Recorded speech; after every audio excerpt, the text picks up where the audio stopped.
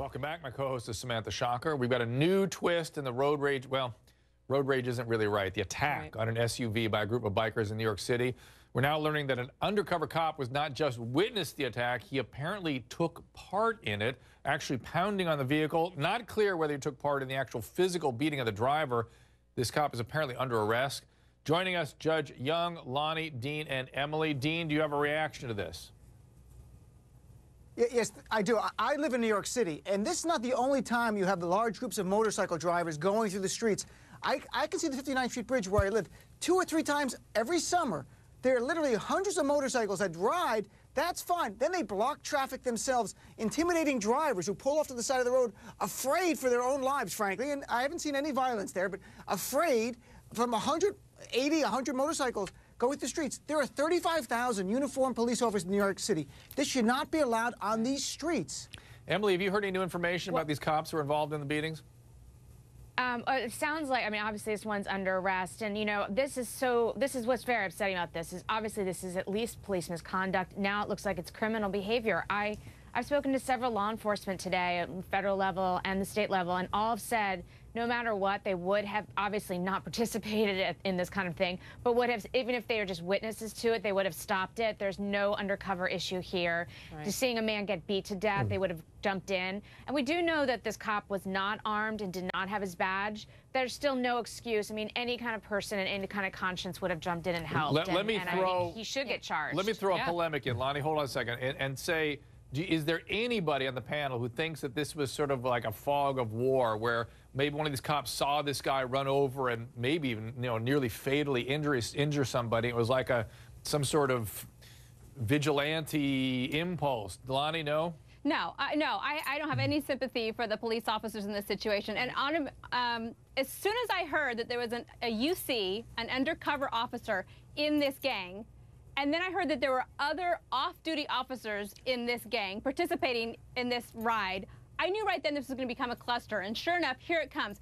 A UC is sent into an organization, whether it be a motorcycle gang or a drug gang, because there is suspected criminal activity. They want this UC to go in and infiltrate. Lonnie, I'm going to interrupt you because I heard that the undercover was not not trying to infiltrate this gang. He was just a civilian member of the gang who was an undercover cop in other operations. Okay. Well, that helps. Yeah. But then he tells, but he lied at the she's correct though. Go ahead. The facts are correct, though. You're totally correct. This group of gang members, I mean, this motorcycle gang, they've all got arrests behind them. They've all, half of them have been in jail. They've got gun crimes. They've got, I mean, none of them should have been on the streets in the first place. I don't know what these off-duty cops, we know at least one was hanging out with them in the private time, what that's about. Well, the off-duty cop lied about his involvement. Well, that's what's fishy. Why are you lying? Right. You know, he first said, look, I didn't do anything. I wasn't close enough to help, and so I was just trying to protect my identity, which if he wasn't in this gang, then he didn't need to protect his UC identity in this gang. And then you see on the video that he actually approached the car and broke the back window, which is why he's charged with this mischief, and he's facing 4 to 7 years depending on how much damage he did, how much the money is going to end up being. So this guy, not only is he doing something violent, but now he's lying about it, and this is a police officer. I mean, they need to do some house cleaning. Judge Young, did you want to comment about this? Yeah. Yeah, I do. You know, it doesn't matter if you're a judge. It doesn't matter if you're a police officer or a school teacher. That is what you are. You chose to do that. Yeah. And just because you're not on duty, that does not mean that you have to forget everything that you're taught in the academy. You're a police officer 24/7. And you have to remember that in this case, you had a man and a woman and a 2-year-old child. When they saw all of these bikers, they were scared for their lives. It would be, Dr. Drew, if I saw a bunch of Hooter girls coming after me, I'd be panicked. So what are you going to do? I'm a little confused, Judge, but okay. The Hooter Girls attack. I want to show you guys a video of this attack that apparently surfaced just a few hours ago. Let's see if we can show it up full screen here. Apparently the driver is already on the ground, and they are stomping on him. You can see that. Barbaric. It's barbaric. Bystander comes in and tries to help break things up, but the stomping of this seemingly defenseless guy. The officer sickening. It's sickening, and the officer had a duty, and he didn't do it, and he deserves to be in jail. Emily. And Dr. Drew, I said this last night. I will say it again.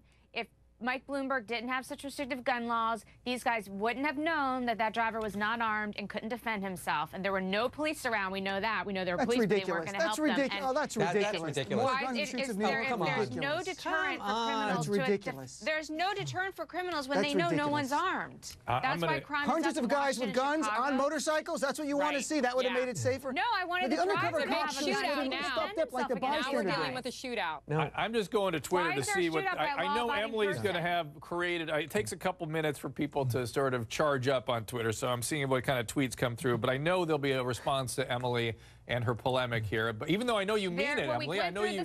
Yeah, we went through it last night. Go ahead, finish up, and then we're going to go to break, and I'll bring up some tweets during the commercial. But go ahead, Emily. There's fear with everybody about this shootout and these westerns. I heard that all day from my Twitter, my Facebook. They're where? Guns are fully legal. We have 8 million people in this country with carry permits. We have 300 million guns. Where are all these shootouts and Wild West things happening? Are they happening in Texas, Chicago? and Florida, and Kansas, and Colorado? No, they're happening where the gun, exactly, Chicago, which has the strictest gun control laws in the country. All right, leave it there.